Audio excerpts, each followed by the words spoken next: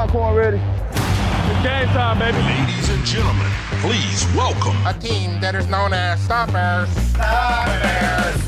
The Athletic presents Hoge and Jahns. Every single play, go take it. Bring that juice. Let's go get it. Come on. Chicago's best Bears coverage. Go Bears. Go Bears. From NBC Sports Chicago, it's Adam Hoge. I do think he has the support of his teammates. Why would you not be rooting for him to succeed? And from The Athletic, it's Adam Jahns. I don't mean to psychoanalyze this stuff, but this is what we do in Chicago. This is what we do with their quarterbacks, and this is the biggest story in town. Here they are, the Adams, Hoge and Jahns.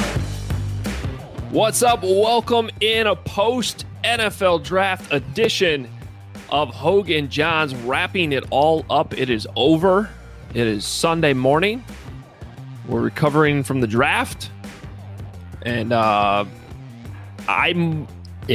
think I said to my wife at least 3 times last night, Johns, I still can't believe Justin Fields is on the Bears. I don't think the Bears can believe it. Yeah. I'm serious about this. Like, there's still that level of like, holy crap, this guy is our next quarterback. And he literally felt to us he had to make a move up. But that feeling is still, at least according to the people I was talking to yesterday, that was still real at Alice Hall in the final day of the draft. It's an unreal feeling. I believe it, because even for us, you're still got to cover the rest of the draft, and for them, they're still scrambling, trying to figure out, okay, next pick. You sort of just have to go like next pick mentality, and then probably once you finally sit back on Saturday night and soak in the whole thing, you're like, holy crap, that actually happened. Like Matt Nagy this Sunday morning is probably waking up or has woken up with the biggest smile on his face, Looks out his window. The sun is shining. There's a new quarterback on his roster. He's pretty damn good, too. Man, it's got to be a feeling. Yeah, it's pretty incredible. So, by the way, if you're watching on our YouTube channel, we did not plan the fact that we are basically wearing the same shirt. So, at least from the shoulders up. That's unfortunate, but we both looked at each other and we were like, we're not changing. So, no. You got to deal with that. We're wearing the blue shirts today, I guess. Well, there's a lot to recap. Welcome in. Follow us on Twitter at Adam Hoge, at Adam Jahns on Twitter. Plenty of unbelievable amount of content up on NBCSportsChicago.com on our side. And I know you and Kevin Fishbane and Dan Pompei and the whole crew have plenty up on The Athletic as well. TheAthletic.com/Hoge and Jahns to get all of that. So you're probably catching up on Sunday, going through it all. Please check it out. But there's plenty to talk about here on this podcast. But we still got to start with Fields, right? I mean, there were picks made yesterday. There's been some free agent signings, but this is all about the Bears getting their new quarterback. Absolutely. It was good to hear from Matt Nagy. Usually Matt Nagy talks at the end of these things, just to hear his perspective. It's going to be the blueprint, the Chiefs' blueprint. That is the plan right now. Whether or not it plays out the same way, we don't know. He doesn't know. He made sure to say that Saturday night. But this is his quarterback. And I think all questions and answers, like if there's a push to play him, it just all ends on Nagy's desk. Like if he doesn't feel like he's ready, then he's not going to play. And we'll see how fast this turns around. Like part of me, Adam, thinks as the 11th overall pick, he should be ready to play. As a 2-year starter with a lot of big wins at Ohio State, he should be ready to play. With wins against Clemson, with a Big Ten championship. Like he's proven himself at the highest level of collegiate football. He should be ready to play. But we know the NFL is a different animal. We know that there's a lot that goes into being ready for these games on Sunday. And we'll see how long they can be patient. Like that's my question, is how long the Bears can be patient with this process, this plan they're putting in place for Justin Fields. Yeah, I think that's a big part of this that will have to be sorted out. I do believe that is the plan. I mean, there's sometimes like when you pick a quarterback early, you kind of know they're going to, like Joe Burrow last year. What else were they really going to do? Yeah. Joe Burrow's going to play. Trevor Lawrence is going to be starting week 1. Zach Wilson probably going to be starting week 1. I do think, though, when you look at what the Bears did to sign Andy Dalton with Nick Foles on the roster, this really is the plan. Now, Kansas City was able to sit Mahomes that whole year. that's a little bit of a different situation because weren't they 11-5? Yeah. Oh, that was my question to Nagy. Like Alex Smith had a type of season that made Matt Nagy the head coaching candidate. Yes, I mean Alex Smith was not just good, but had like transformed into a guy who could suddenly throw the ball downfield, and it was a vertical offense, and there were not weekly conversations where you're scrutinizing the quarterback play and saying, "Come on, put the rookie in." Alex Smith was playing just fine. So, to answer your question, like what will it take to really have that situation play out here? It's going to take a lot of wins. Yeah. Like they're going to have to be a winning football team. They're going to have to be winning with Andy Dalton. As long as they keep winning, then you can do that. But the question is, can they win with Andy Dalton? Is there enough firepower on that in the offense without Justin Fields? Or is Justin Fields got to be the piece that comes in? Because again, remember, Kansas City, they had Kelsey, they had Tyreek Hill, they had all these, they had plenty of Kareem Hunt. Very good offensive line. Yeah. Just looking at, so there's 2017. Alex Smith, the Chiefs' record with him is their starter. He started 15 games. Let's not forget Mahomes came in, I think, in week 17 to play, as Andy Reid rested his starters. But they were 9-6 with Alex Smith as their quarterback. He had a completion percentage of 67.5. He had a career high, 4,042 passing yards. Career high. He had a career high 26 touchdown passes. All the advanced stuff, like career high pass rating. People don't like pass rating, whatever. But a career high passer rating of 104.7. Let me see if this, and a QBR, career high QBR. No, tied his career high in QBR at 65.1. So, had an outstanding season individually, Alex Smith did in 2017. Like that alone keeps the calls for a quarterback on the bench. Yeah. A rookie quarterback. Come on, that's not how it's going to be this year for the Bears. I mean, let's just be honest. Why? It's because it's the Bears? It's the Bears. This is a whole different conversation, but like, don't you think it's realistic that the defense is going to slip a little bit this year? Like, I do like the Sean Desai promotion, and I do think he's going to help. I'm not saying the defense is going to be bad. I think the defense will be good, but let's say this: it's at least going to be like last year. I feel like where there's weeks where you're kind of frustrated that they couldn't, whether it's stop the run or they lost Kyle Fuller. That matters. Like they're not going to be a shutdown defense like 2018 or some of those Lovie Smith years where you could really carry the quarterback on the other side and have that win with guy, which is what Andy Dalton is. I'm not knocking Andy Dalton. Like I think Andy Dalton can be okay, but come on, we know how this is going to play out this year. Whether the Bears put Fields in there or not, we're not going to be talking about a season where Andy Dalton is carrying a first-place club into November and you're feeling great about the quarterback play. I'm sorry. I'll say this. It is very different than 2017, though. Like, the Bears are a better team than 2017. Oh, yeah. So, you can see this a couple ways. Like, it's a better situation for a rookie quarterback to come into and play. I mean, you just look at what Trubisky, like the guys he played with in his first start, like, it's not good. I'm not even going to mention the names, but it's yeah, not good. It's not good. It's and they rushed him. Let's be clear. We all know that they rushed Mitch Trubisky because Mike Glennon was atrocious as a quarterback. I don't think Andy Dalton's going to be atrocious. But I don't know if that's going to prevent calls from being made because they're also a better team. Like it's to your point earlier about whether or not Justin Fields is actually that player or can be that player as a rookie who takes them to another level at quarterback. Because you know what I'm saying? Because they are a better team. And one big difference, too, we got to talk about, I mean, obviously Patrick Mahomes is amazing. But, like, you hear that story, Nagy, didn't Pace tell it, and then Nagy brought it up again yesterday.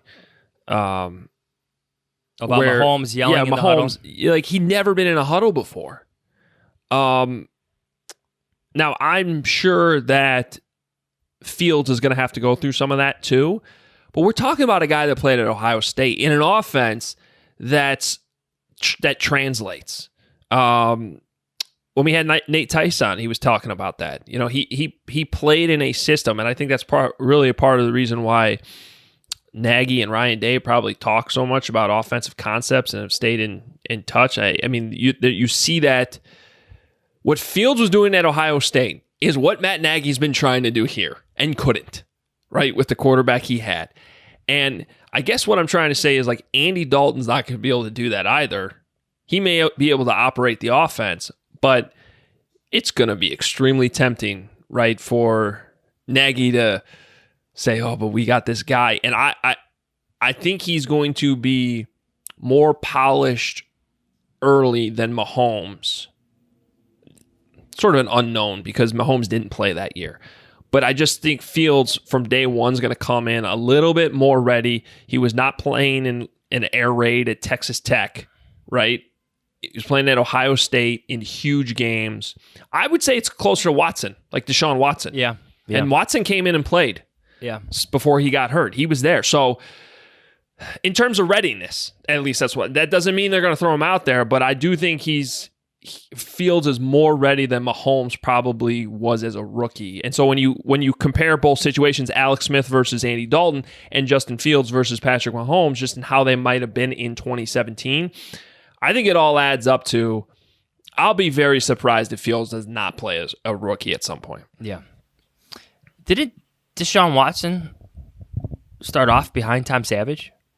I think so. And then they were like, that was a quick hook, right? Like, what a pull by you there, Tom Savage. Yeah, I was thinking, I was going deep. I don't know if you could see that little guy clapping in the brain there. Yeah. I think Tom Savage might have been like a 6th-round pick in a Hoge Bears mock draft once. So, yeah, it was Tom Savage, was it not?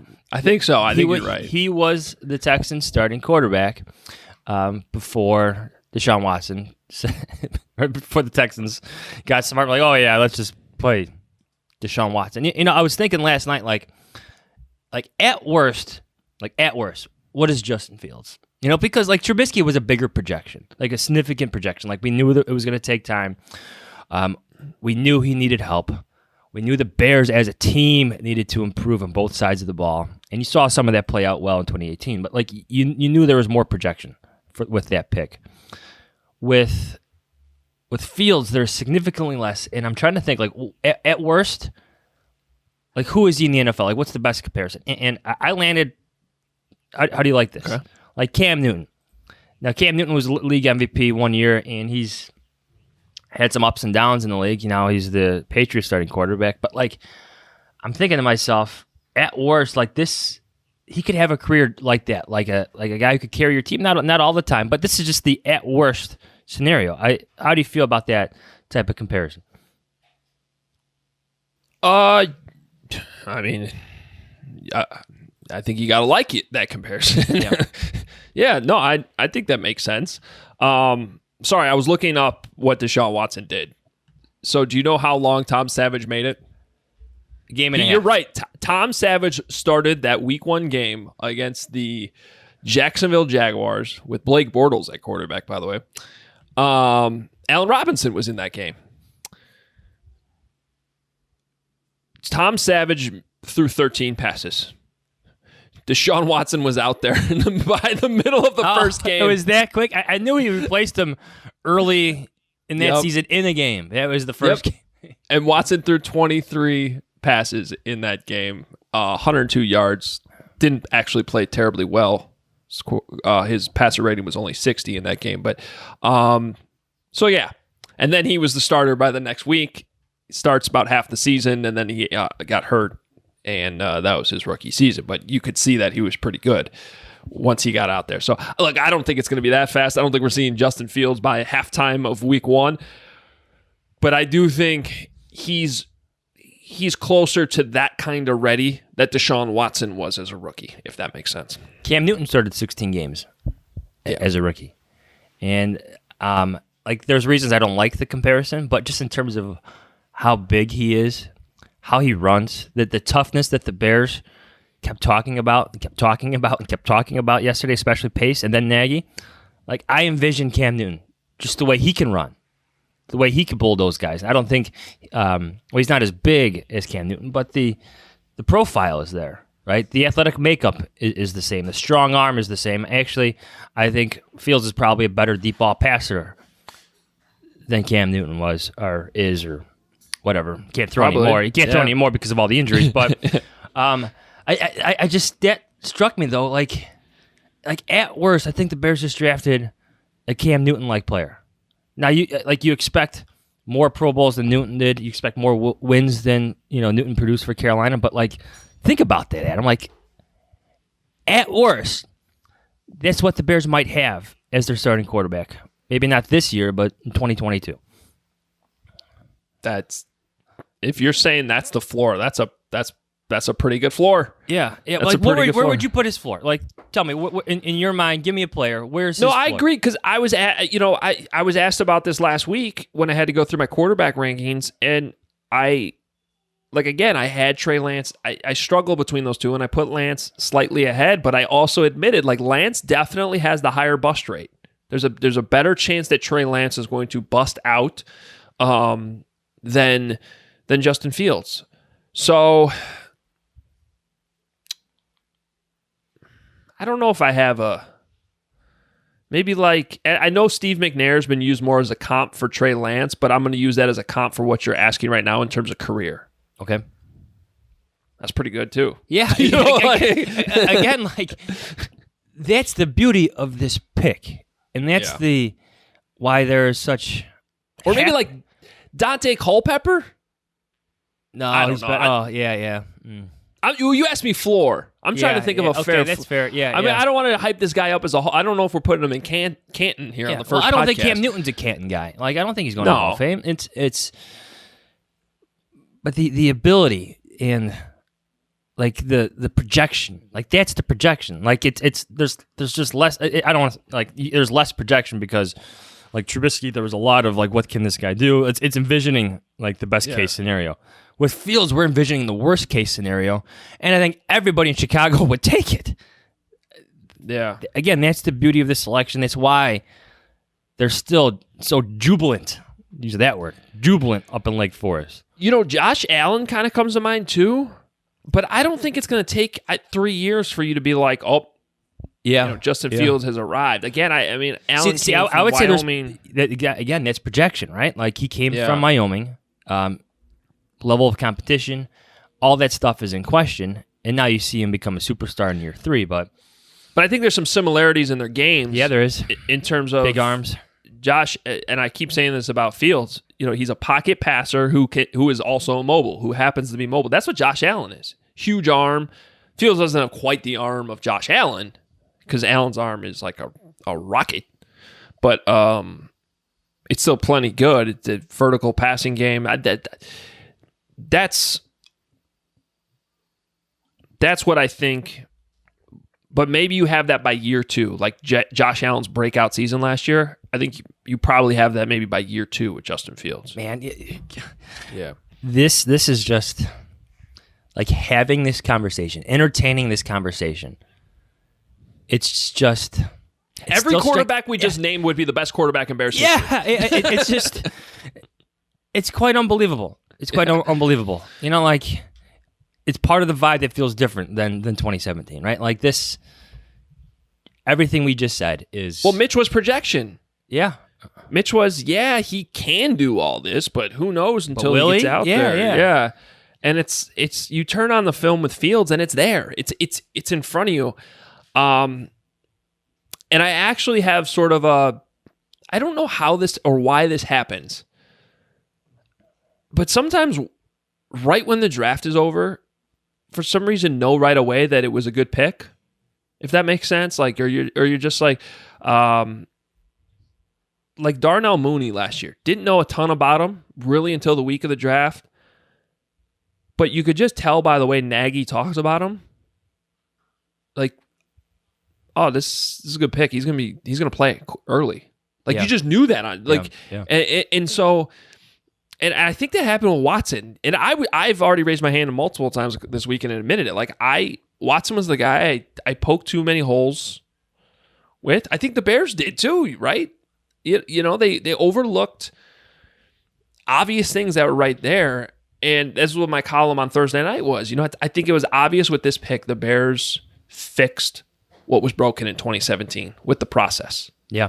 Like they both with whether it was the scouting, the evaluation, or even the trade, being patient, letting Fields come to you a little bit, not overreacting and getting too aggressive. Like all these things, the process was just so much better. And I'm sure some of it's luck, some of it's just how things happen to play out.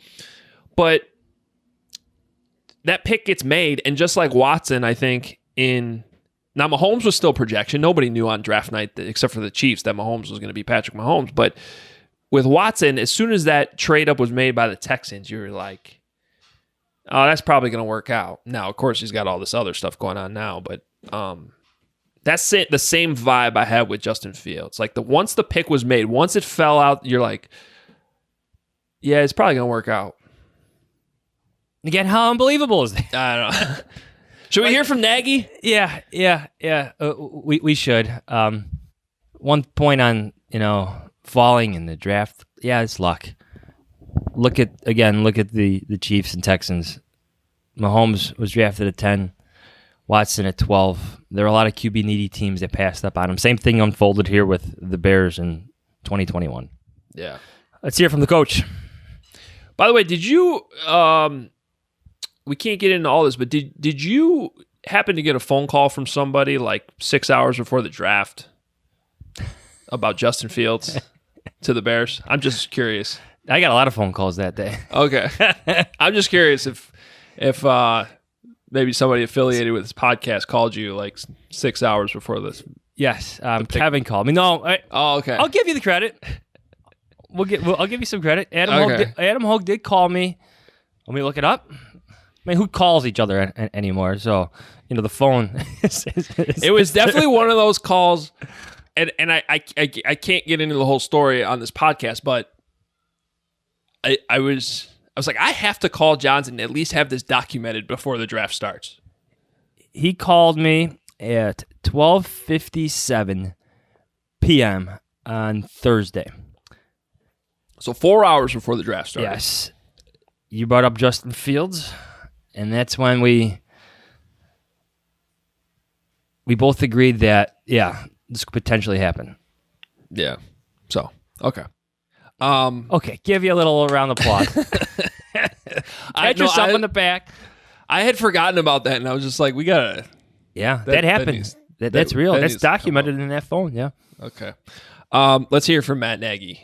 So we heard a lot from Pace, but Nagy finally got to talk yesterday, and obviously a lot of people had a lot of questions to him about the whole thing and getting his quarterback. So it's a big chunk of yesterday's press conference, firing off a bunch of questions, but here he is, the head coach, on his new quarterback. First question, Pat Finley. Matt, if I would have told you 3 days ago that you would have wound up with the top two picks that you wound up with, what would you have thought? And you mentioned Ryan working hard, but what's your evaluation of his draft? Yeah, no, well, you never know because there's just so many different ways that these picks could go. I think from my memory of being in this league, I can't remember it being this fascinating of a time, especially in particular that first round, not knowing who's going to take what or do what. And, Ryan's greatest strength is really being able to go through a bunch of what ifs and play different scenarios out. I always joke with him, it's similar to when you're in a game, you got to try to, the week prior to the game, play out different situations and calls that you're going to make and what are you going to do in this situation or that situation so you're prepared. And so it was hard to predict what was going to happen, but you all saw what we did and, what came from it. And we feel really, really good about it. We're super excited about the players that we got in this entire draft. And now the excitement now turns to just a lot of focus and shift to us as coaches and these guys as players to now make it happen, make it work. And that's where I think the commitment that we all have to one another is, hey, we're in a great spot right now. Let's us as coaches work to their strengths and do everything we can to make this a winning football team. Dan Wiederer.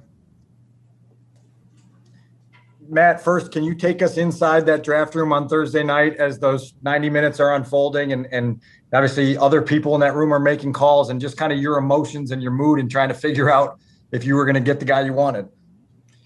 Yeah, again, the emotions are just, I wish everybody could kind of experience it at one time in their life, because it's different. It's a good different, and just not knowing where things are going to go and all these different scenarios that we have and that we plan out, knowing if it's going to come to fruition or not. And literally, as you guys can probably guess, I mean, it's up until, almost the minute sometimes of whether or not something happens. And again, credit to Ryan and to Joey Lane, and just watching them work those phones and listen to different opportunities that we could have and different scenarios that play in front of us. And that's where I think for us, we work really well together because we try to communicate. And so the excitement was there. And then, when you're able to get a player like Justin Fields in the first round, obviously we were super pumped, and we feel like, we know that when you have a good feeling like that, you can just feel the energy in the room. You can feel the energy from each person. And that's really ultimately what it's all about. You talk all the time about a touchdown to check down mentality with your quarterbacks. I'm curious your assessment of Justin from the mindset standpoint of that, and also just what you think of the deep ball he throws, because obviously that's a strength of his.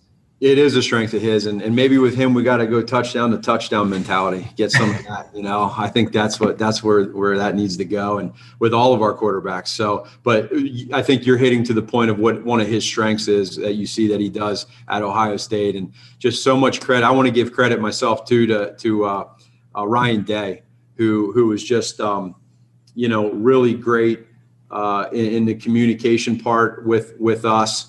With Ryan and I, and then just the relationship that we had going back to our playing days. And I just know that he was really well coached at Ohio State. Ryan and I talked about that. And now it's our job to develop him. And I think that's probably the biggest thing that we've taken into this thing is there will be a plan with Justin and with Andy and with Nick and just how we go about this. And I think that's going to be very, very important, is that we understand it. Now, fortunately for myself, Ryan and I have had a bunch of discussions and just talking through scenarios. And as everybody has talked about, I went through that in 2017. So is it going to be the same thing? I don't know. But at least we have some type of blueprint to at least work off of and be able to just kind of use that to start and see where it goes. Kevin Fishbane. Hey, Matt, I know you talked about how excited you were to go through the scouting process with these quarterbacks. Can you walk us through maybe when Justin first got on your radar, and then being at that pro day, some of the things that really stood out to you, just how it got to the point where he became the guy that you kind of coveted? Well, it's for myself, as I was going through last year, just on a phone conversation, just talking with Coach Day at Ohio State, we were going through a bunch of different players, just talking about different guys that he has. And towards the end of it, we discussed Justin, and he brought up, he mentioned that, man, this kid is absolutely, he's a generational talent, and it just stuck with me.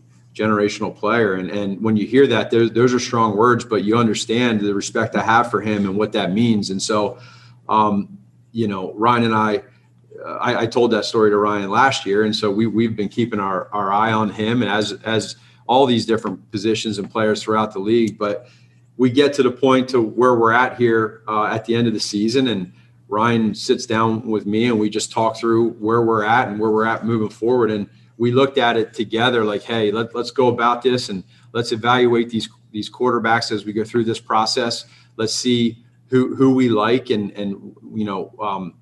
how many guys there are, where they're at, what their strengths and weaknesses are. And in the end, just for Ryan and I to just discuss all of this and come up with this decision together that we wanted to do this. That's what's really neat is that. So you guys know, you've seen all the highlights on Justin and his strengths, and who he is on the field. But I think what everybody will see as he grows as a player in person is who he is, whether it's in meetings with you guys, with interviews, and then obviously on the grass, what he can do.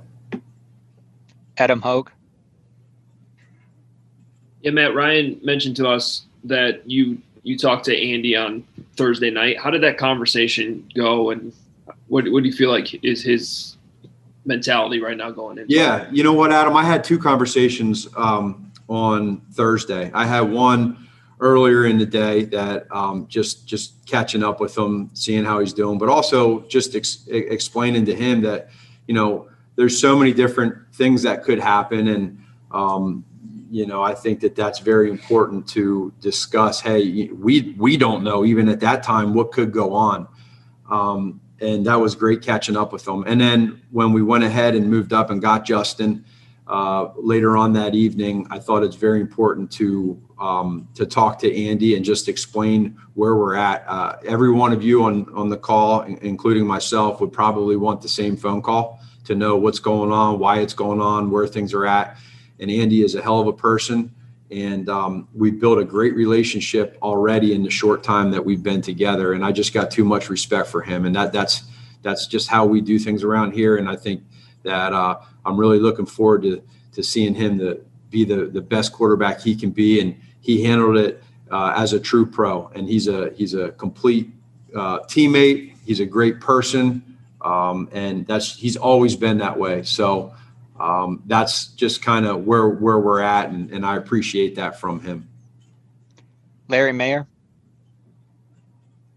Matt, I just wanted to ask you about Justin Fields as well. What attributes about him as a player excite you the most? And I know you also touched on this in terms of when you found out you were able to get him. But when it was possible and you realized that it was reality, just you personally, what was your reaction? What were you thinking? Yeah, there's a lot of different emotions that go through you. And again, for Justin, who is he as a player? Well, we can all see that he's a complete quarterback that has in a ton of intangibles. He's a threat every time the football is in his hands as a passer and a runner, but yet he makes really good decisions. He's played in big time moments. He's one of the, toughest quarterbacks. And I've been around a lot of tough quarterbacks, but he's definitely up there in regards to his experience at the college level. And I think he hangs his hat on that. And as we all grow with him, I think we're going to sense that he really has a little bit of that it factor to him too, which is neat, and so that has to come naturally to everybody, and some have it, some don't. And I think that for him, it's going to be exciting for him to just come in here and learn how to be a professional quarterback. It's not going to happen overnight. He's going to be able to learn from great coaches and from great players that are going to be in the same room from him. And he knows that. And I think that's the part of Justin, is that he's super mature. He's very focused, but he's competitive as hell. And sometimes that pushes people, and I think it certainly pushes him, but he does it in a respectful way, and he's had a lot of success doing it. Adam Jahns. Hey, Matt, question for you about that Chiefs plan that you guys had for Patrick. I imagine that took some level of patience or commitment to patience back then. But I'm curious, how much did it actually help you guys in that plan that Alex Smith was there and actually playing well? And then how important is it to maybe stay patient here just in case, Andy has some ups and downs this season? No, that's a good question, Adam. We were back then, I think in our fourth or fifth year with Alex. I think it was our fifth year.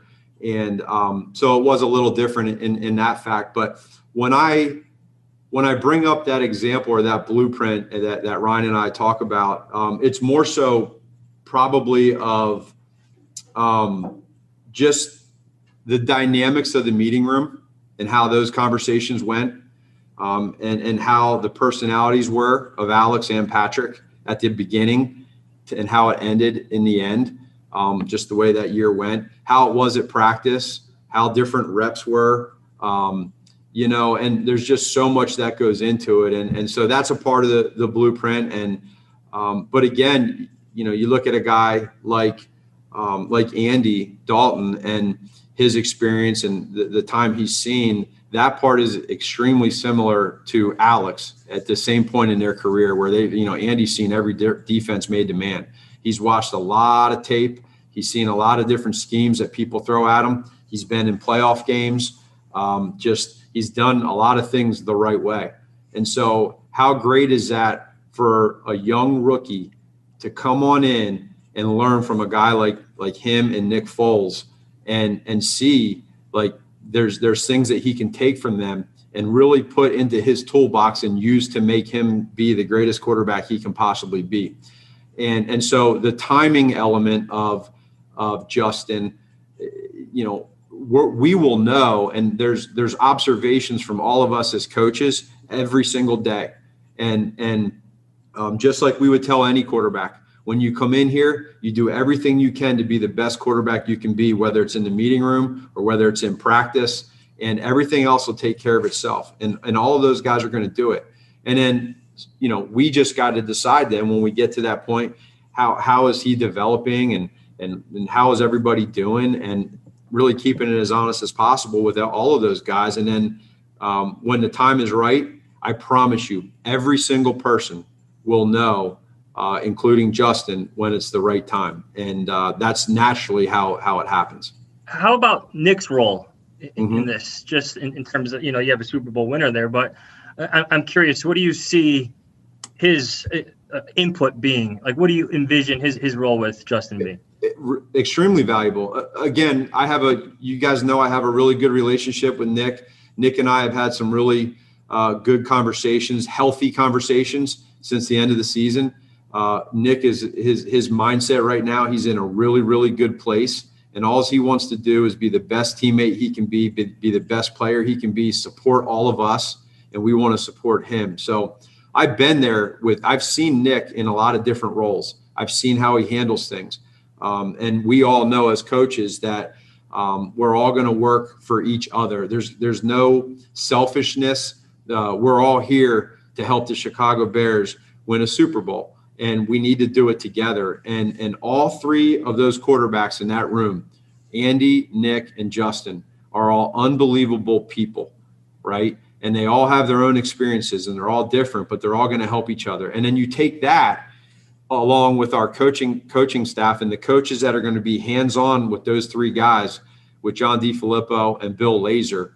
And it's a really, really great environment for all of those guys. And when you look at a young guy like Justin, I've been with Flip for a long time, and I've watched him develop quarterbacks, and I've seen the way that, what he does it and how he does it. And I have a ton of belief in him as a position coach / passing game coordinator. And I have a ton of belief in Bill Lazor with quarterbacks as well. So that's the exciting part for me. That's where there's a lot of trust in this development part, which is so big. We need to develop not just Justin, but all of these guys that we just drafted, along with every other player that's on this team.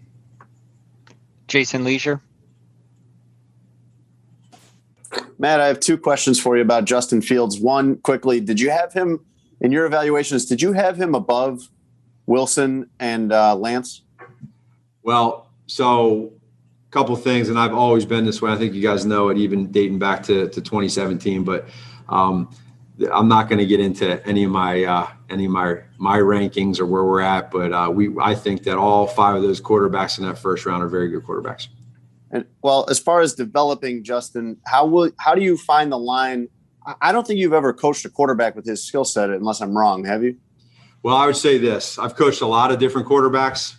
I started as a young coach in Philadelphia with Donovan McNabb as a quality control coach. I've been with Kevin Cobb. I've been with a rookie in Nick Foles. I've been with Michael Vick. I've been with Alex Smith. I've been with Trent Edwards, from my prior to the Bears, right?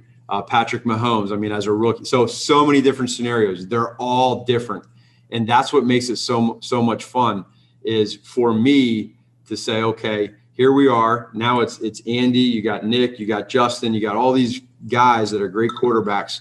And the development part is how do we put a plan together to get the best of all three of those guys. And so that's, for me, the fun part. And they all have their strengths and weaknesses as we do as coaches. So how do you balance refining Justin into what you envision as an ideal quarterback, but also maintaining what has gotten him to this point, what has made him so successful and made you guys fall in love with him this week? Yeah, that's a really good question. And here's how I'd answer that is part of that process is going to be for us as coaches. The development part with Justin is making sure that, he's getting, reps, the repetitions. Where is he getting those reps? How is he getting them? Where's the extra work coming in? The film study. And we're not at that part yet as a coaching staff. We're going to sit down and now we know who we have and where they're at. We can sit down and really put together a schedule and a plan of how this is going to get done.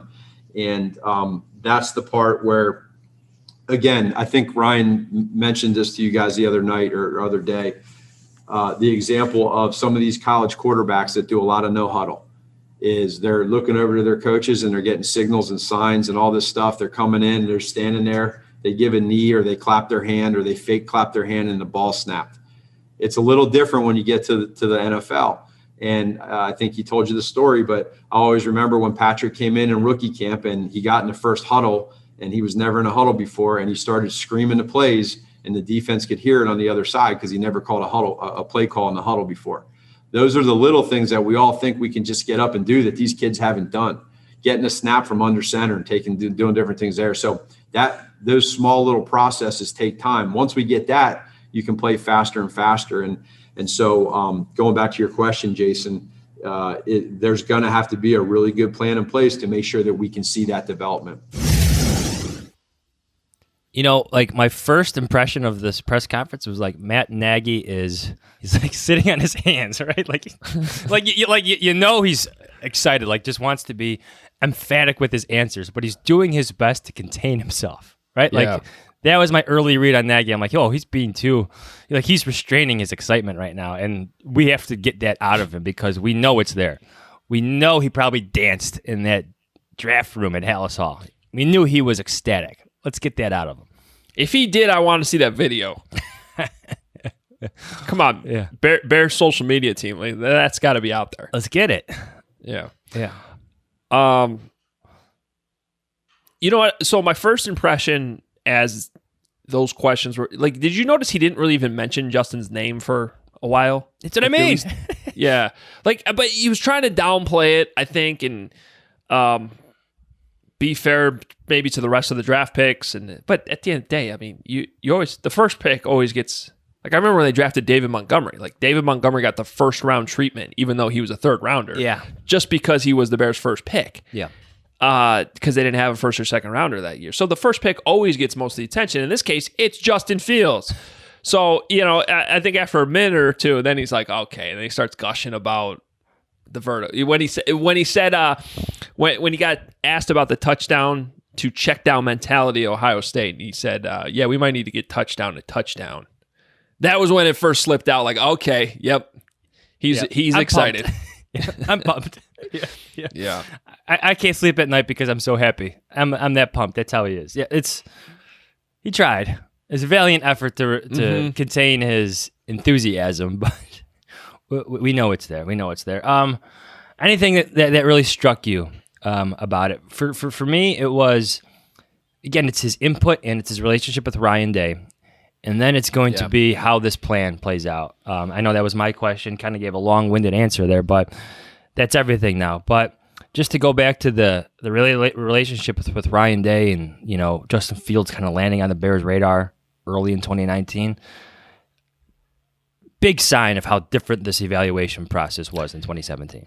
That was one sentence to me that stood out when he said, I know he's been well coached. That's what he has that confidence that he knows he still has to develop him at this level, but he knows, Nagy said that he knows that he was coached at a high level at Ohio State. That stood out to me, that they had that confidence. And I don't know that I like the staffs at BYU, and I actually really like that staff at North Dakota State.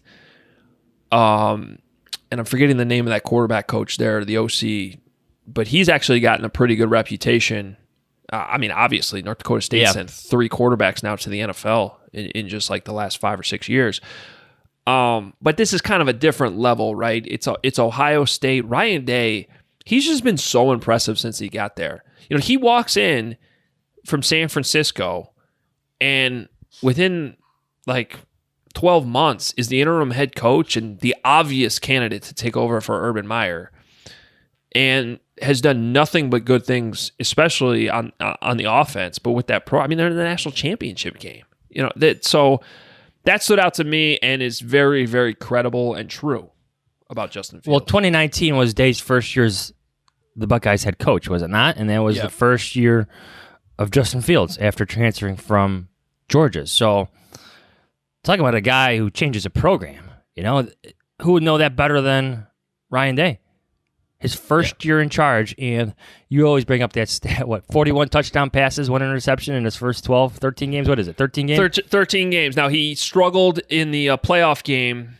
I shouldn't say he struggled. They should have won that game against Clemson. Remember, there was that weird call, but I think he had 1 touchdown and 2 interceptions in that game. So it was I don't say wake-up call, but it was a different level. Now you're going up against Clemson, and you're going up against Trevor Lawrence, but what's, I think, very encouraging is then you fast forward 1 year, they play each other again, and Justin Fields was just a legendary performance. Yeah.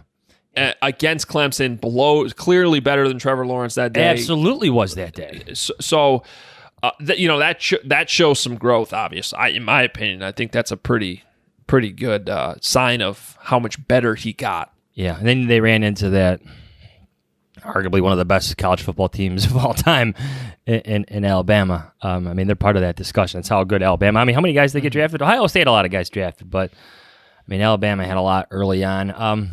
Did you see that random stat? I don't know, this is totally going off the page here, but Michigan State for the first time in 70 years. Wow. Did not have a player drafted. I thought the kid from Evanston had a shot, but he became an undrafted free agent signing by, I'm blanking now. I could pull Tom Savage, but I can't pull where the Chicago kid goes signs. I think it was it the Texans? It sounds right. I think it wasn't close to home. I know. That Tom Savage pull, that was pretty good. You can't top that. Does that beat your phone call predicting a potential move for Justin Fields? Maybe.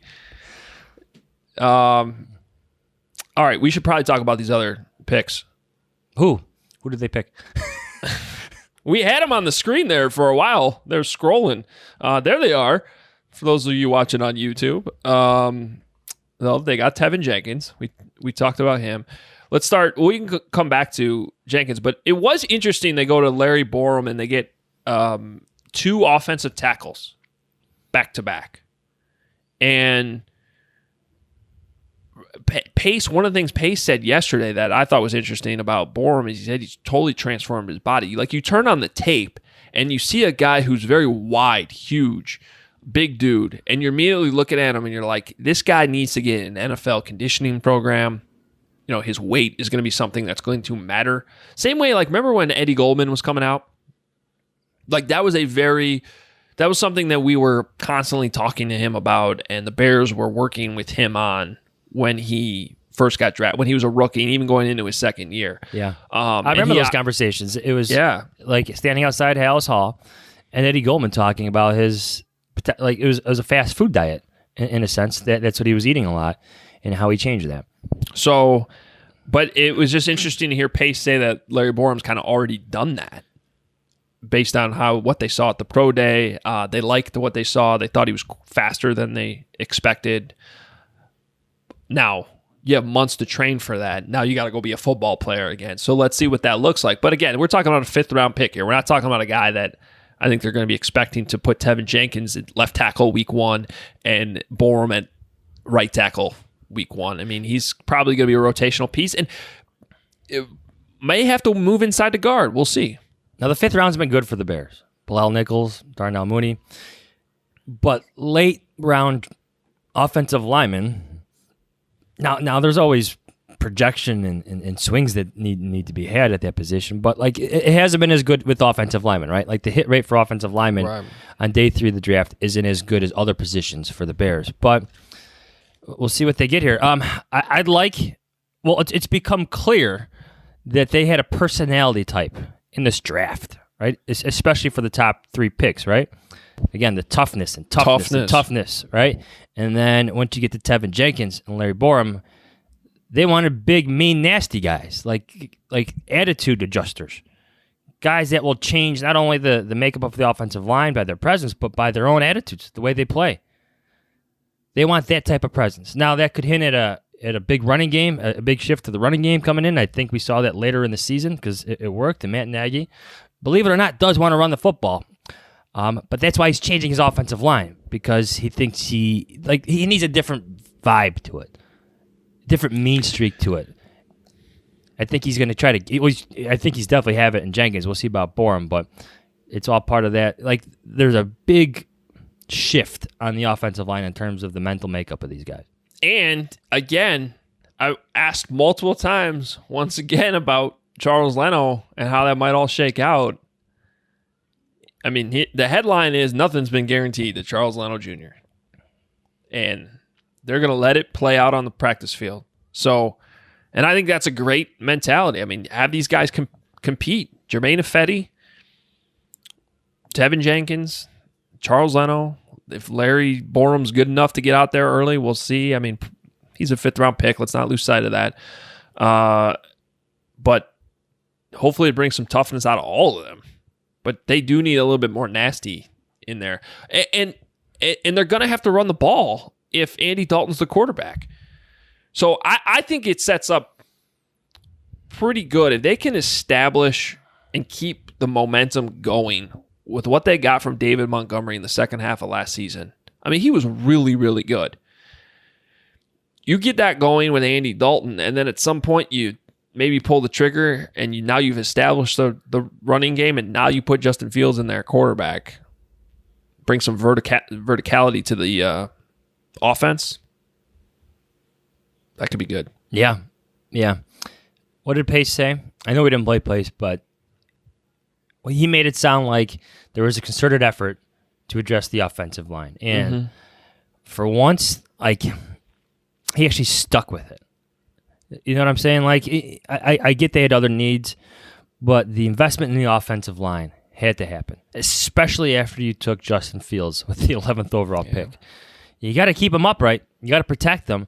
And if you listen to Tevin Jenkins, there'll be hell to pay if anybody gets their hands on Justin Fields. You love to hear all that stuff, and that's real, by the way. I think a lot of guys say stuff, and they don't play that way.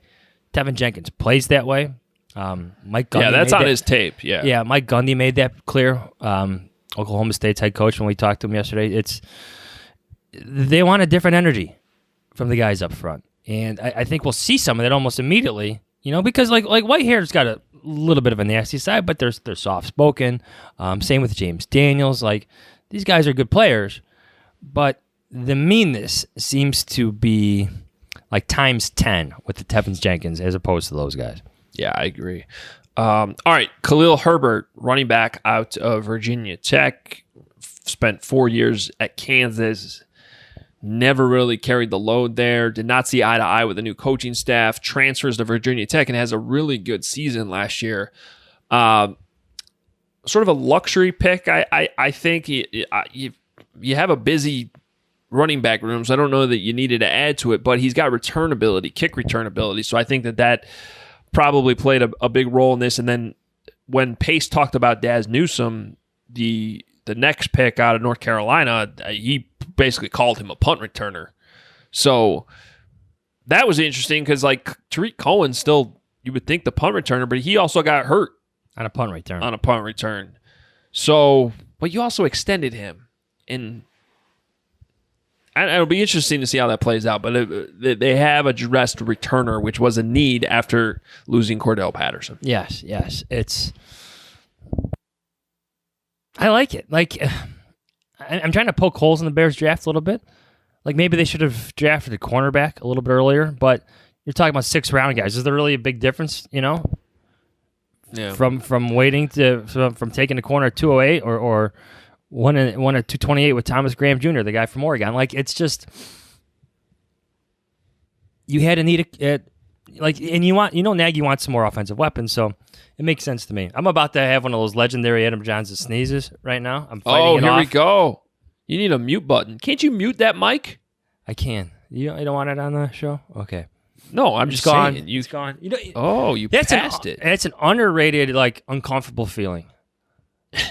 You know what I'm talking about? The sneeze is coming. The sneeze is coming, and you can feel it building. Is like as I'm talking there, I'm fighting off the sneeze, but then it doesn't come, and it just leaves you with this unsatisfied feeling.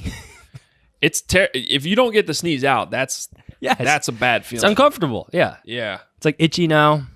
Well, I got a podcast to plug through. We're good. Yeah. Well, we're almost done, but I will say. My only gripes are just that they didn't take some players that I liked. Cade Johnson, the slot receiver from South Dakota State, was a guy that, and he ended up going undrafted. I couldn't. So, but when that happens, there's usually a reason that we don't know, and maybe a good chance that it's medical. We don't know. But every year there's guys that you look at like 3rd, 4th round picks, and they go undrafted, and you're like, okay, well, what's the reason? So there's probably a reason for that. I would just say I hope Thomas Graham Jr. can play in the slot because I still think that that's a need for the Bears. Like that nickelback spot right now I think is a little bit concerning. We'll see maybe if they add another piece there. Like Matt Bowen said last week or 2 weeks ago, it's just good to take defensive backs for special teams. For all the reps that go into practice, wide receivers and DBs, you need a lot of them. You need a lot of them, to fill out your roster. So, and I like the Tonga pick. Kevin Fishbane. Well, Fishbane had him in his mock too. Yeah. So that was celebrated. That was celebrated on the text messages. Tonga, Tonga.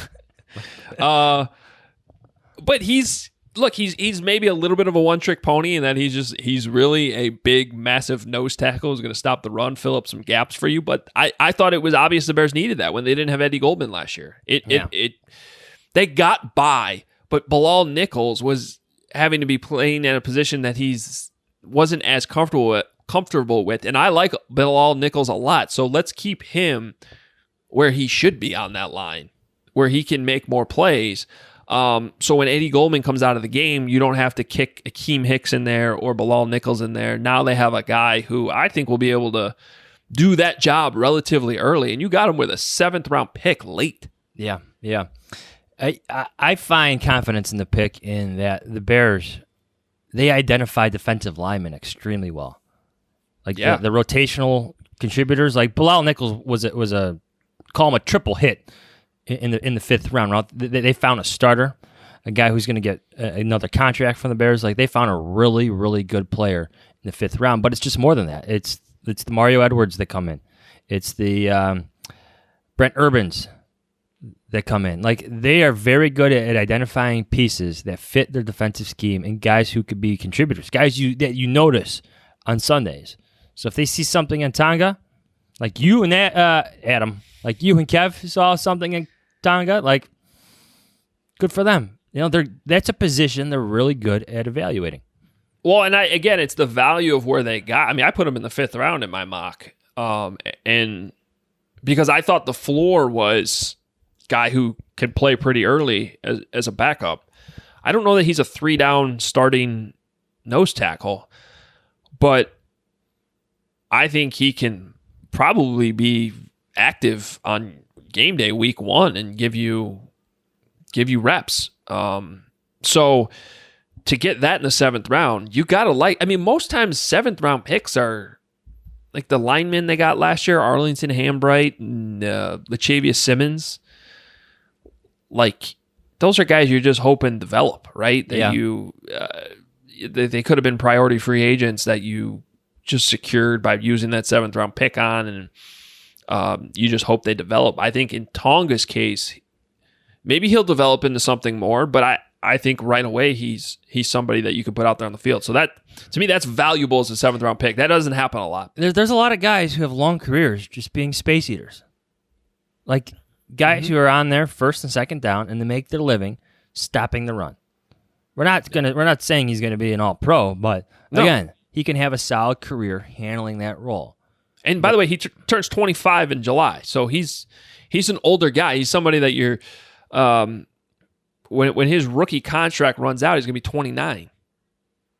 So you're hoping to get like something out of him pretty quickly. Yeah. But I think he can, and I'm sure that's partly why he fell, being an older prospect. But he's also got a cool backstory that we can go into at some point. He had kind of a rough childhood. Ended up getting adopted by a family, I think when he was in his teens. So almost similar to Jimmy Graham's backstory. And I think obviously used football as a vehicle to kind of keep him on a straight path. And so it's kind of a cool story too. He's a team captain last year, Tonga.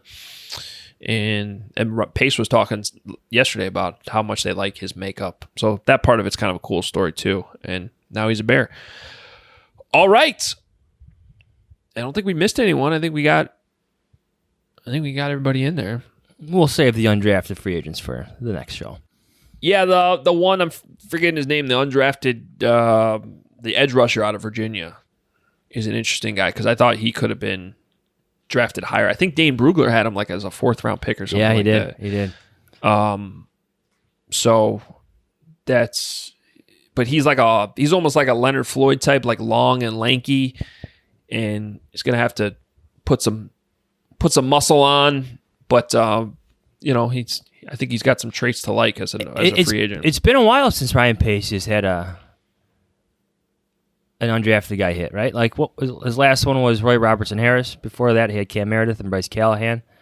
I'm trying to think of another one that's hit recently. Yeah, nobody from last year's class stands out. But he's been pretty good at identifying players that can become contributors at the NFL level on Sundays. It's been a couple of years though. Yeah. All right. Well, a lot of fun breaking this all down. Still can't believe Justin Fields is a Bear. If you're excited about it, we got t-shirts. obviousshirts.com. Check them out. Thanks to everybody that supported the podcast doing that. And there they are. Look at that. If you're on YouTube, you can see them. That's our guy Kent is he's turned into a TV producer here. This is awesome. Doing a great job. So we appreciate we appreciate all the support. Follow us on Twitter. Read all of our content. Please do. Like there was I don't mean to beg, but like there's so much. We put a lot of hard work in this. It's like and there's more coming this week. Oh yeah. If you're into this Justin Fields pick, like I assume every single person in Chicago is, we got a lot of Justin Fields stuff coming your way. Justin Fields was roaming around the streets of Chicago yesterday. A buddy of mine ended up getting a picture with him. Come on. Like downtown? Right by the Michigan Avenue Bridge. That's sweet. Yeah. So they were giving him a tour. I know he went to Soldier Field. Some of that ended up, I think, on Justin's Instagram. But yeah, he was also apparently just kind of taken in the city, too. He won't get booed at a Bulls game. Now that fans are allowed back in the Bulls game. I forgot about that. Yes, he will not get booed. There'll be like a standing ovation. That right there is a good reminder of just what the reaction was like after the Mitch pick. I forgot that had happened. Yeah, that was kind of ugly. Yeah, he would get a standing ovation if Justin Fields walked into a Bulls game. Let's hope there's a time where there's a full United Center and he can do that. Maybe go to a game with Allen Robinson. Yeah. Start working on big basketball fan. Big basketball fan. And then get that relationship going. Maybe get start that talking going. about 2022 with Allen. Yeah. That's another storyline. There's plenty more for us to get into here over the next couple of weeks. That being one of the potential fallouts after getting Allen Robinson an actual quarterback to play with. That'll be nice for his career. All right. We'll be back Tuesday. Trying to line up some things for you. But either way, we'll have probably a guest or two on Tuesday and get some more insight on. I'd like to get Nate Tice back on because he loved Justin Fields. So maybe we'll do that sometime this week. But we'll be back. Plenty more coverage to come. Talk to you later in the week. See ya. Y'all stay corona free, all right? And God bless.